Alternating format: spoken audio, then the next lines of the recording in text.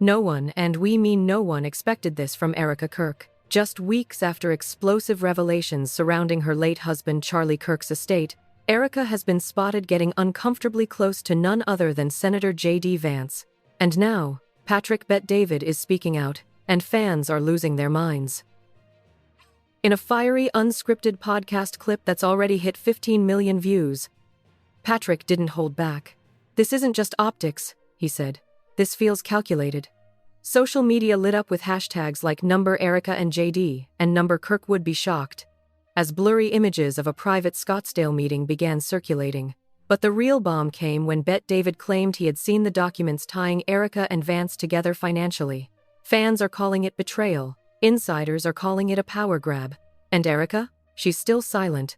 But silence is no longer a shield, because Patrick just cracked the door wide open. Erika Kirk? JD Vance? Patrick Bet-David exposes.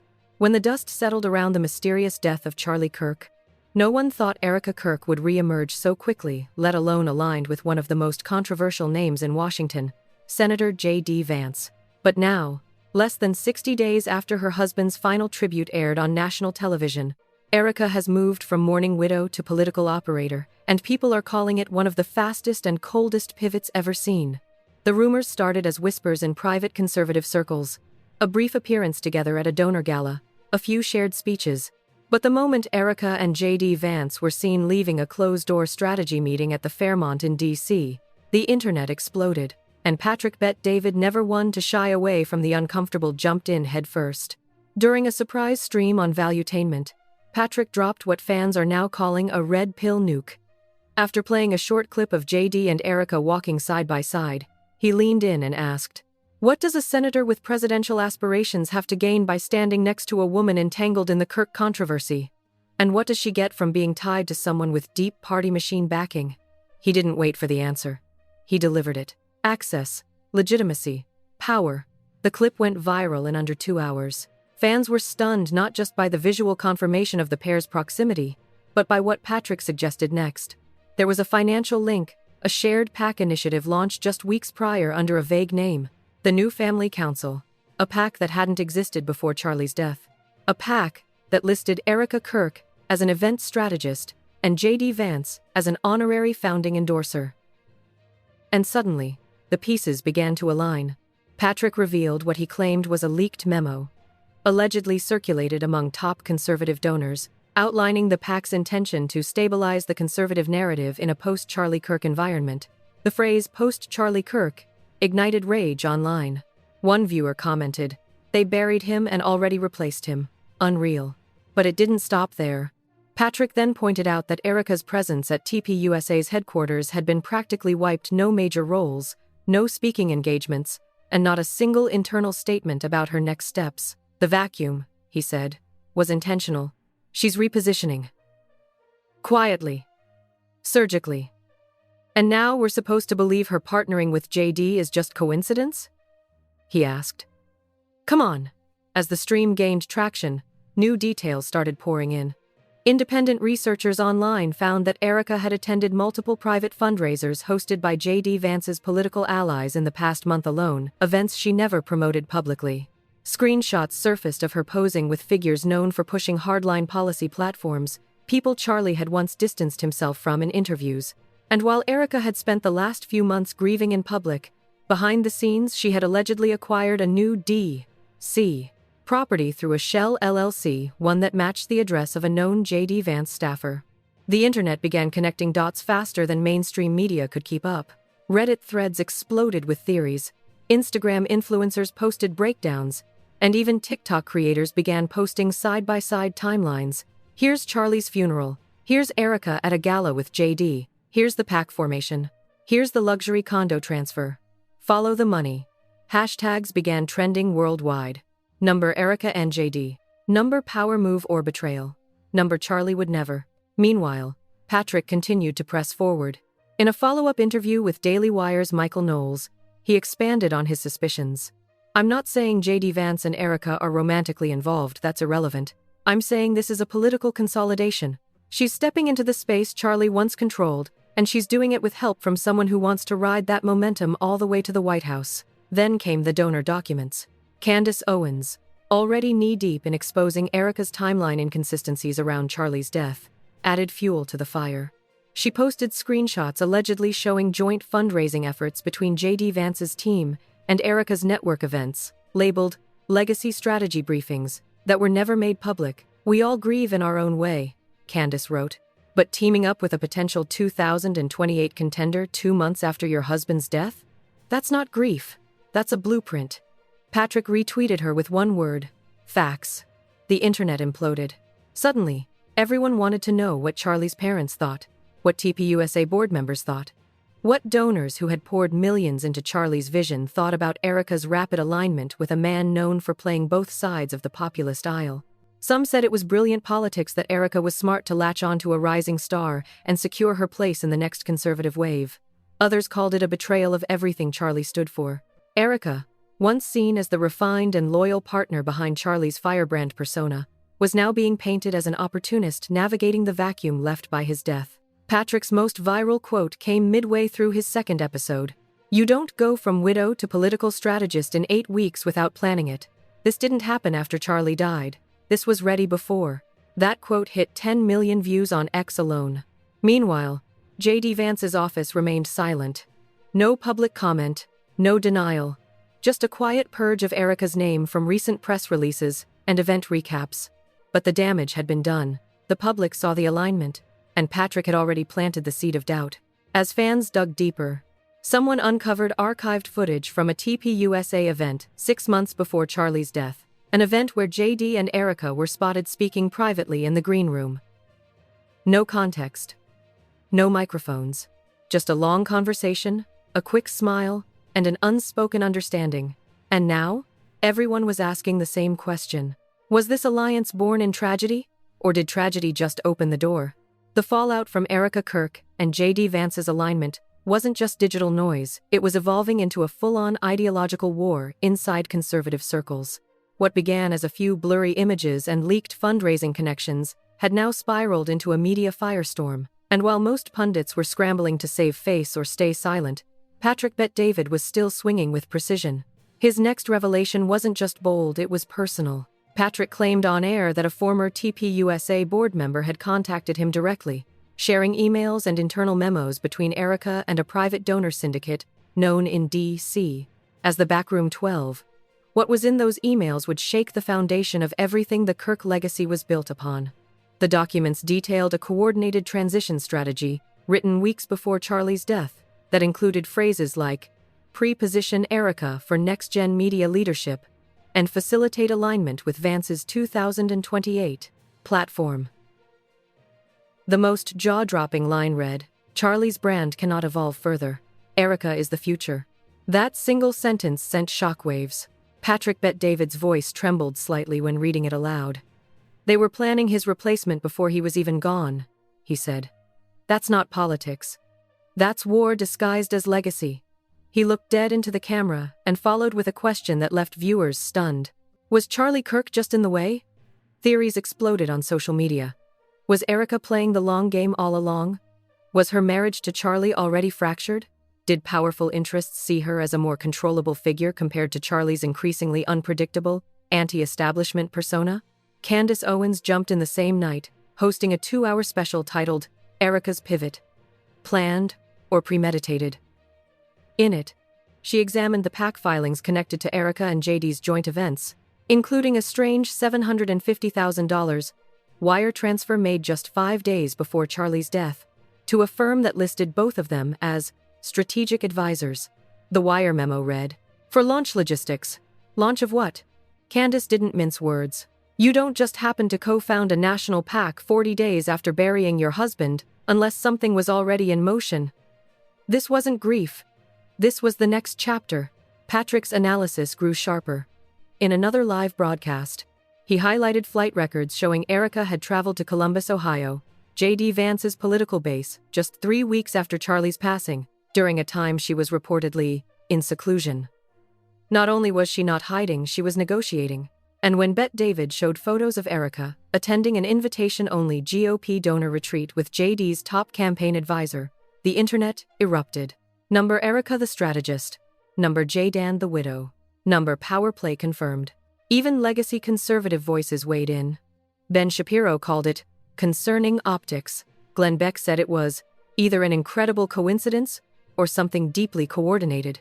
And perhaps most surprisingly, Tucker Carlson, who had remained mostly silent, released a short clip on his X feed simply saying, "The silence from Erika isn't noble, it's tactical."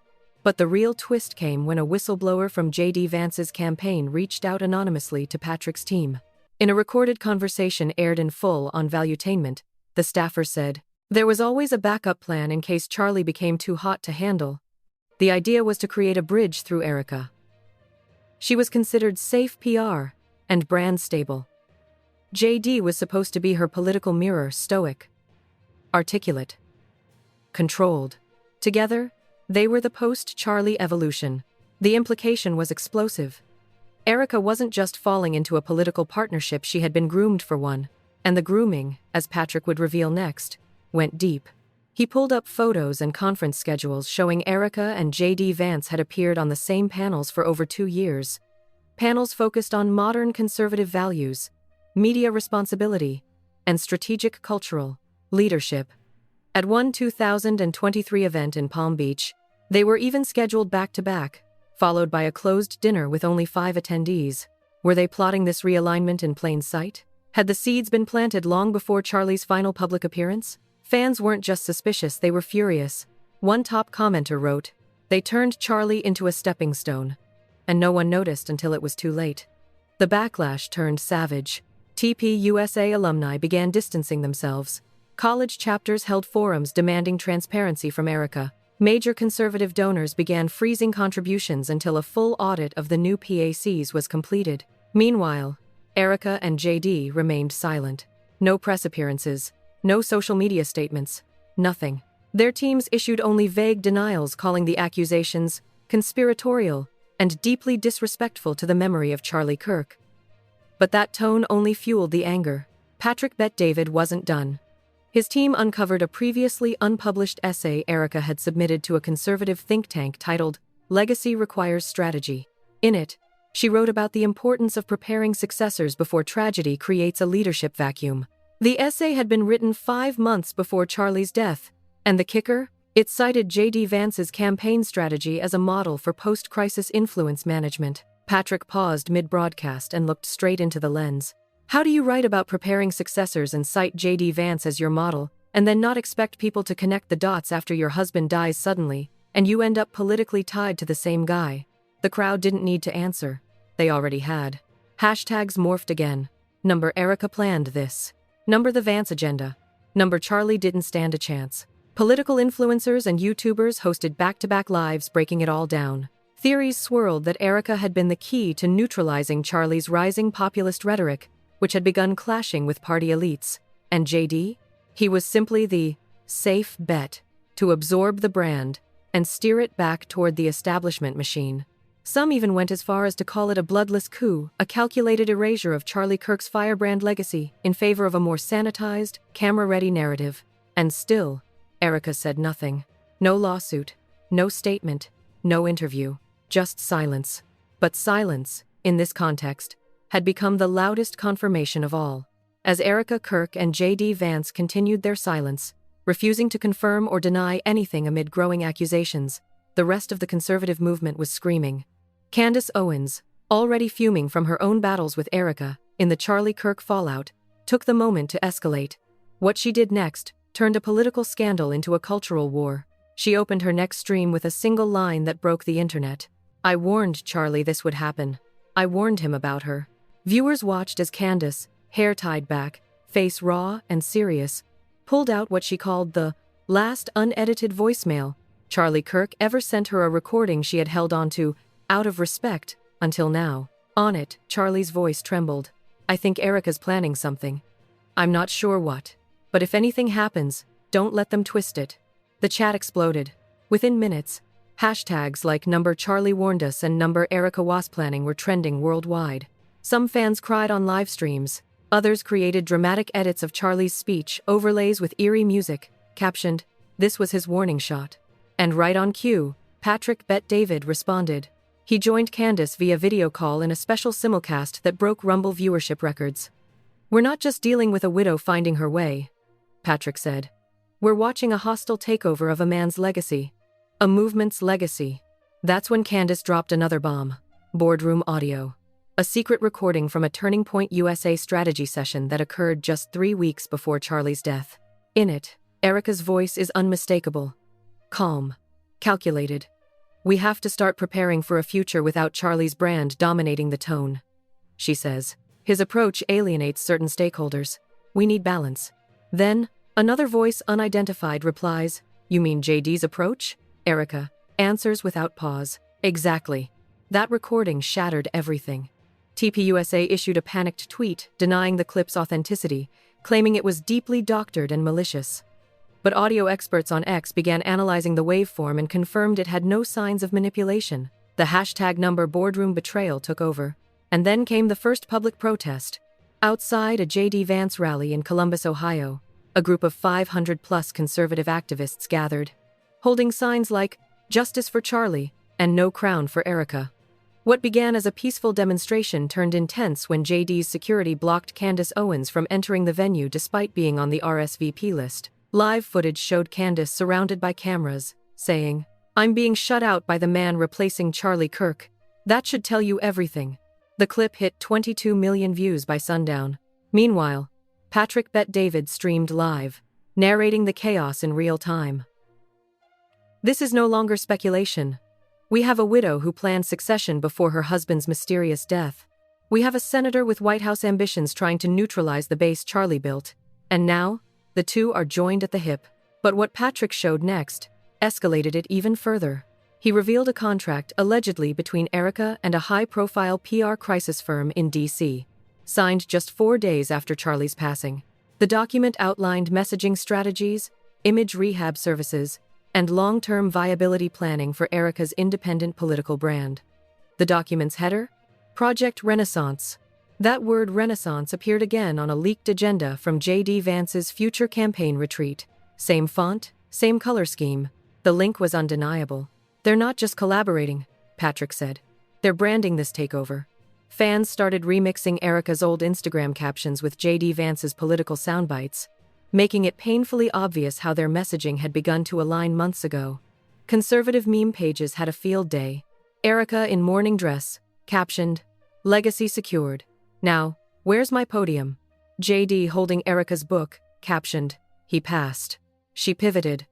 A mock Time magazine cover titled, The Heir and the Widow. Then came the leaked texts. An anonymous account posted screenshots allegedly showing Erika messaging a close friend, weeks before Charlie's death.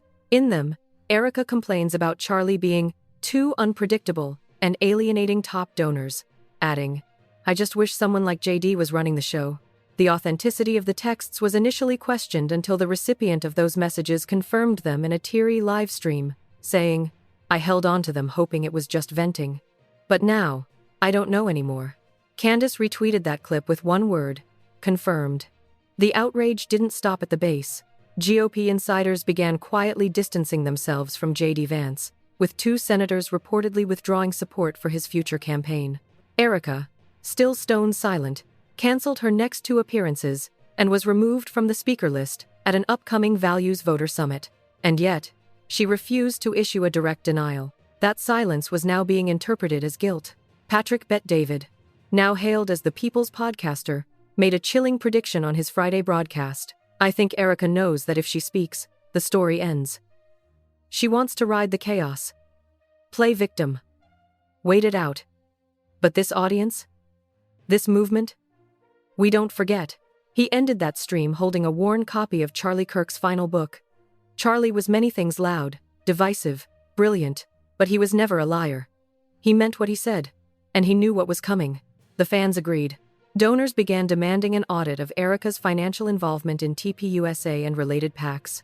A Change.org petition calling for a Charlie Kirk Legacy Oversight Panel gathered over 850,000 signatures in less than a week. Even Elon Musk joined the discourse, replying to one of Patrick's tweets with, "This smells like political succession disguised as widowhood. Dangerous game." That tweet got 250K likes in under 3 hours. The tipping point came when Erika's own cousin, previously unseen by the public, released a TikTok saying, "We all saw this coming. Erika's been preparing for power since college. She just needed the right tragedy. And with that, the final straw hit. Patrick Bet-David announced a full-length documentary, Silenced Legacy, the Erika Kirk realignment. Set to premiere in 2 weeks, the trailer teased surveillance footage, internal emails, donor testimony, and an exclusive final voicemail from Charlie to his father. The tagline? She didn't inherit the mission. She commandeered it. As the internet braced for Patrick Bet-David's explosive documentary, Silenced Legacy, the Erika Kirk realignment, political operatives behind the scenes scrambled to contain the damage. But the problem wasn't just optics anymore. With every leak, every whispered detail, and every piece of carefully timed evidence, the scandal surrounding Erika Kirk and J.D. Vance was beginning to look like something far worse than bad PR. It was starting to feel like a quiet coup, broadcast in real time. The trailer alone for Patrick's documentary racked up 12 million views in 24 hours. It opened with a split screen of Charlie Kirk's final public appearance, and J.D. Vance at a closed-door summit intercut with Erika, solemn at the funeral, then laughing beside J.D. at a black tie fundraiser 2 weeks later. The voiceover? Some say she's just surviving. Others say she's strategizing. This is the story they didn't want told. The trailer concluded with a flashing red quote, "Legacy isn't inherited, it's taken." The backlash was immediate and ferocious. Conservative institutions were caught in the crossfire. Groups that had previously promoted Erika as the next torchbearer of faith-based leadership began issuing tepid statements distancing themselves. "We support Erika in her time of grief," one email read, "but recognize the need for transparency regarding her current affiliations." Read between the lines. They were scared. Meanwhile, J.D. Vance's office remained on lockdown. No interviews, no tweets, no media availability. His silence began breeding suspicion even among longtime supporters. A popular meme circulating on Reddit featured J.D. Vance as a chess master, with Erika replacing Charlie's pawn on the board. Captioned, "Checkmate, but who's really playing?" And just when people thought things couldn't go further, a staffer from Erika's own team resigned live on camera. Her former communications advisor, an Ivy League-educated strategist named Lee Graham, took to YouTube with shaking hands and red-rimmed eyes. "I thought I was helping a grieving widow. I thought I was honoring Charlie's mission," she said, nearly in tears. But what I saw behind the scenes, the dinners, the donor meetings, the constant messaging about optics and elevation, it didn't feel like grief. It felt like a power play. She held up her resignation letter for the camera. At the bottom, a handwritten note. "I can't be part of rewriting history." That clip hit 8 million views in a single night. Patrick immediately invited Lee to appear on his podcast. In that interview, she revealed even more damning details. Erika allegedly held strategy meetings about post-Charlie positioning within 10 days of his death. J.D. Vance's name was floated repeatedly as a co-branded anchor for Erika's re-emergence. Multiple PACs were formed under LLCs tied to offshore accounts. And most shocking, Charlie's name was being removed from internal documents, replaced with vague terms like legacy branding. Patrick sat stunned as Lee dropped each bomb. "They're erasing Charlie," she whispered. "Erika's not preserving his mission, she's rewriting it with herself as the main character." As if on cue, Candace Owens reacted with a new livestream, visibly furious. "This is beyond disgraceful. It's not just opportunism, it's betrayal on a biblical level." The internet split wide open. Number Erika erased Charlie. Number not my legacy. Number Vance Kirk takeover. Then, in a shocking twist, Turning Point USA's internal Slack messages were leaked. Screenshots revealed senior staff members questioning Erika's direction. One message read, "Why are we suddenly aligning our messaging with J.D. Vance's language? This isn't what Charlie built." Another message showed clear hesitation about supporting Erika's upcoming events. "She's pushing too fast. The base isn't buying it." The most damning post? "This is Erika's movement now. Get on board or get replaced." Within hours, TPUSA released a vague statement. "We remain committed to our mission. Any internal transitions are being handled with transparency and care." But no one was buying it. Meanwhile, J.D. Vance's public appearances began to be canceled one by one. A major fundraiser in Dallas? Quietly postponed. A keynote at a Midwest Values conference? Replaced by a pre-recorded video. Sources claimed donors were uneasy about the optics and wanted more clarity before proceeding. Behind the scenes, GOP insiders were panicking. With the 2028 race already taking shape, Vance had been floated as a top contender. Now, he was being whispered about as a liability, too entangled in Widowgate, as one strategist called it. And Erika? Still silent. But her silence was starting to sound like control. Patrick Bet-David dropped a final teaser clip before his full documentary release. In it, a blurry surveillance video appeared to show Erika entering a private strategy session with a known political consultant linked to J.D. Vance, a consultant who had also previously worked with PACs, accused of dark money laundering.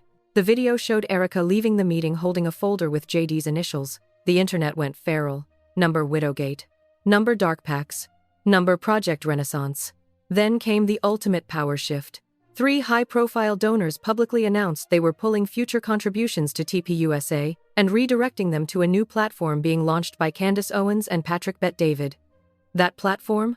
A watchdog hub for political transparency within conservative movements. Charlie's voice can't be resurrected, Patrick said. But we can make sure no one silences another voice like his again. As the day of the documentary premiere approached, online forums were buzzing. TikTokers created timelines. YouTubers made conspiracy deep dives. Reddit threads titled Erika's Playbook and the Vance Vault reached hundreds of thousands of comments. But the public wasn't the only one watching. Inside J.D. Vance's office, emergency meetings were held. Staffers were briefed on containment language for press requests. Lawyers were consulted. And one report claimed that Vance had personally called Erika and demanded they ride out the storm separately. That report was never confirmed, but Erika canceled her next joint appearance with J.D. the very next day. The optics? Brutal. Patrick Bet-David went live that night and gave his most chilling statement yet. I hope J.D. Vance knows this isn't just going away. We're not going to let Charlie Kirk's voice be buried beneath a pile of strategic partnerships. The people have questions, and they want answers. And those people? They were preparing to show up in person. Across social media, a call to action was spreading. Justice for Charlie rallies. Planned outside TPUSA headquarters. Outside Erika's new political consulting firm. And outside J.D. Vance's next public campaign stop. The movement was no longer digital. It was becoming physical. Real. Loud. The night of the Silenced Legacy documentary premiere was unlike anything conservative media had ever seen. Streaming exclusively on Valuetainment and simulcast across multiple independent platforms, the digital red carpet had millions of viewers logged in before the video even dropped. Chat rooms were buzzing, forums overloaded, and even trending hashtags on X showed this wasn't just a scandal anymore, it was a movement. The countdown hit 0, and what followed was 57 minutes of pure, unfiltered fire. Patrick Bet-David didn't just present a theory, he outlined a case, with documents, voice notes, verified statements, and timelines that could rival any political thriller. Patrick walked viewers step by step through what he called the quietest, most well-funded betrayal in conservative history. The documentary opened with Charlie Kirk's final private interview, never before aired. In it, he hinted at internal struggles, saying, "I love my wife, but I worry about how our message is being used. People are strategizing when they should be serving." Patrick cut to a chilling message from Charlie's father. "We always thought Charlie had enemies on the outside. We never expected them to be so close." The film laid out Erika's timeline post-Charlie's death, one that revealed shocking overlaps with J.D. Vance's campaign activity. Viewers were shown travel records, PAC funding crossovers, donor meeting RSVPs, and internal TPUSA documents that clearly indicated Erika had been preparing a political future without Charlie even before he passed. Then came the part that made jaws drop. A security camera clip of Erika and J.D. Vance in a private garage, meeting just days after Charlie's funeral. In the footage, Erika handed him a thick manila envelope while wearing dark glasses and no security entourage. J.D. took it without a word and walked off. That was the moment the comment section exploded. Number the envelope. Number garage meeting. Number Erika and J.D. Midway through the doc, Patrick revealed the final will revision. Charlie Kirk had reportedly requested a request that never got finalized because of his sudden passing. That revision? It would have removed Erika as sole executor of his media trust and replaced her with a 3-person board, including his parents and a longtime TPUSA ally. The implication was devastating. Charlie may have sensed something was wrong. And yet, it was too late.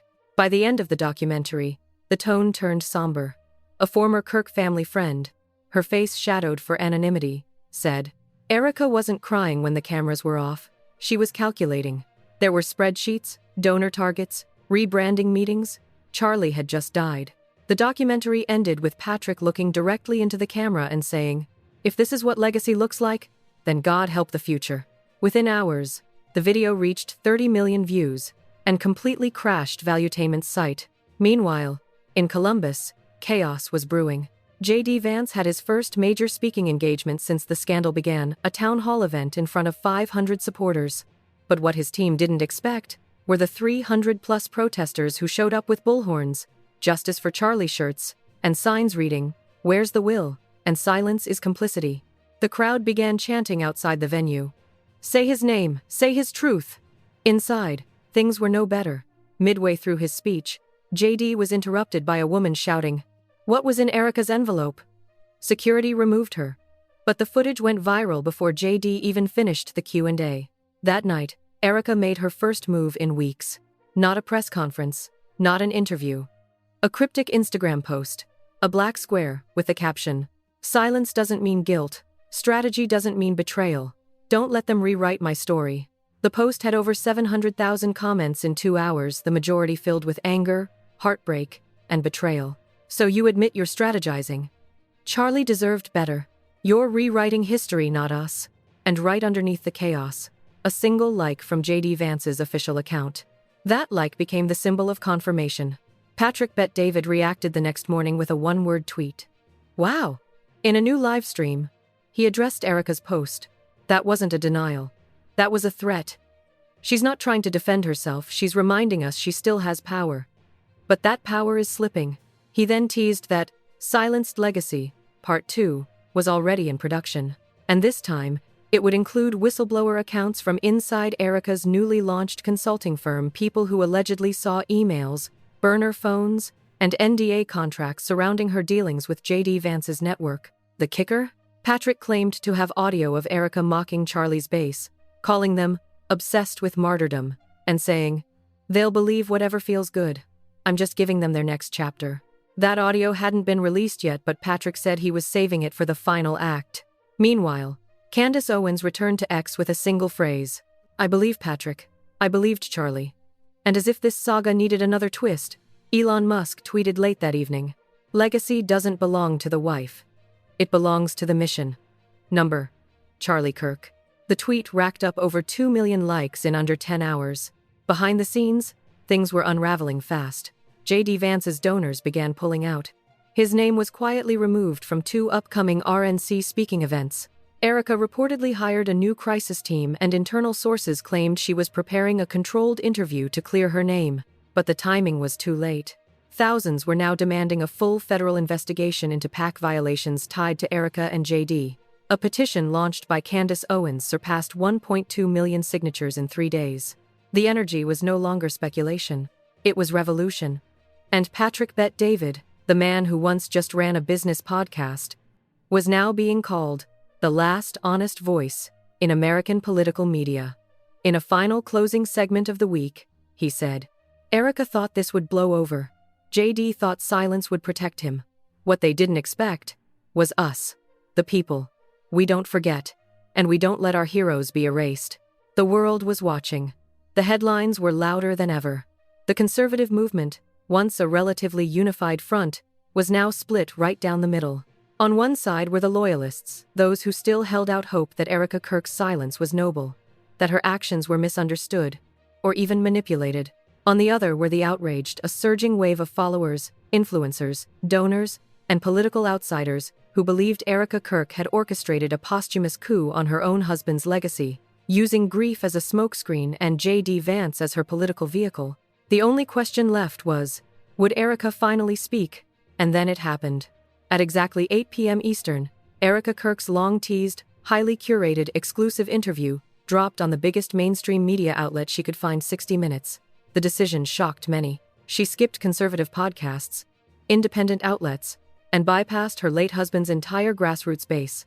Instead, she went straight to legacy media. That choice alone sparked instant backlash. But once the interview began, it was clear. Erika wasn't there to answer questions. She was there to control a narrative. Wearing a muted navy dress, with a single cross necklace, she opened with a carefully prepared statement. "Grief is not a show, it's a process. I've been judged, scrutinized, and labeled while trying to honor my husband's work. I'm not perfect, but I'm not a villain." The interviewer nodded. Softball questions followed. "How have you coped? What was your marriage like behind closed doors? What's your response to people calling this a power grab?" Erika smiled through it all, never flinching. She called the allegations absurd, said her connection to J.D. Vance was strictly professional, and claimed the documents shown in Patrick Bet-David's documentary were heavily doctored or taken out of context. But then she slipped. When asked directly if she had any plans to step into political leadership, Erika said, "Charlie and I always discussed continuing the work together or not. Sometimes the path we're meant to walk becomes clearer after loss." That one sentence, together or not, ignited a firestorm online. Number together or not. Number widow spin. Number Erika unmasked. Candace Owens was the first to respond, posting within 30 minutes of the interview. Together or not. That man gave his life to the mission and to her. This was a PR play, not an apology. Patrick Bet-David followed an hour later with a YouTube short titled, "This wasn't an interview, it was a cover story." And he didn't stop there. Within 24 hours, he dropped the biggest bombshell of the saga, Charlie Kirk's final voicemail, verified, timestamped, and unreleased until now. In the voicemail, sent just 48 hours before his passing, Charlie sounded calm but concerned. "Hey man, listen. Things are moving fast around me. Too fast. If anything happens, anything weird, look into the funding. And watch who Erika meets with. Not everyone around me is here for the right reasons. Just saying that in case I can't." The clip was played unedited on Patrick's live stream. Then came the silence. That kind of silence that only happens when millions of people are stunned at the same time. The internet detonated. Number Charlie warned us trended at Haitian for 3 straight days. Petitions flooded Capitol Hill, demanding a full congressional inquiry into Turning Point USA's PACs. Independent investigative journalists uncovered 3 additional PACs tied to Erika Kirk and J.D. Vance that had never been disclosed publicly. And just when things seemed like they couldn't escalate further, TPUSA imploded. Half the board resigned. A secret emergency vote removed Erika Kirk from her remaining ceremonial roles. Donors pulled millions in pledges.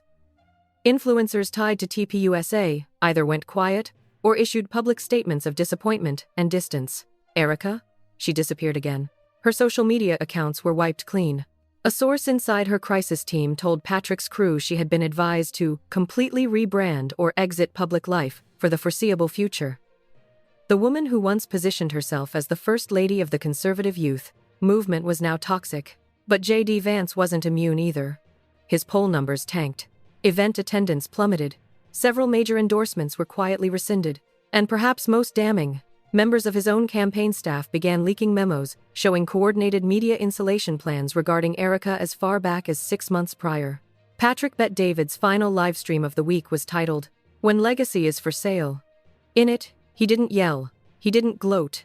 He simply said, "Charlie Kirk was a flawed man, but he was real. And that's why this hurts. Because what followed his death wasn't legacy preservation, it was legacy replacement. And that can never be allowed to happen again." Candace Owens, for her part, announced a new Legacy Foundation, dedicated to whistleblowers and families of political figures who've been erased or manipulated. The organization's tagline? Never let them rewrite the story. Even Elon Musk jumped back into the conversation, replying to one of Candace's threads.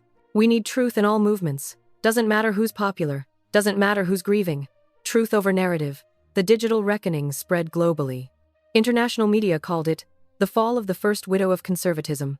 The Guardian referred to Erika as a cautionary tale of power in the wake of tragedy. And French newspapers compared the J.D.-Erika alliance to a political Macbeth unfolding in real time. But perhaps the most poetic twist? A new viral clip of Charlie Kirk resurfaced. In it, he stands on a stage, arms open, addressing a crowd of college students. Don't let them turn truth into branding. Don't let them hijack conviction and turn it into market strategy. You were born for something real, something raw. And don't ever settle for polished lies. It hit different now. It wasn't just a speech anymore. It was a warning, a prophecy, and a legacy, bruised but not broken. Now that the smoke is clearing, it's time for you to weigh in. Was Erika Kirk just a grieving widow lost in the political storm, or was she orchestrating something darker all along? Is J.D. Vance an innocent bystander? Or the heir to a hijacked empire? And what would Charlie Kirk say if he saw how his name was being used today? Drop your thoughts in the comments, because this story is far from over. Smash that like button. Share this video with everyone who's been following the twists. And hit subscribe so you never miss the truth behind the headlines. Use number Charlie warned us, number legacy or lie, and number Patrick exposes truth to keep the pressure on. The movement doesn't end here, it begins now. Because when voices are silenced and legacies are stolen, it's our job to speak louder. And trust us, the next leak will shake the internet again. Stay tuned.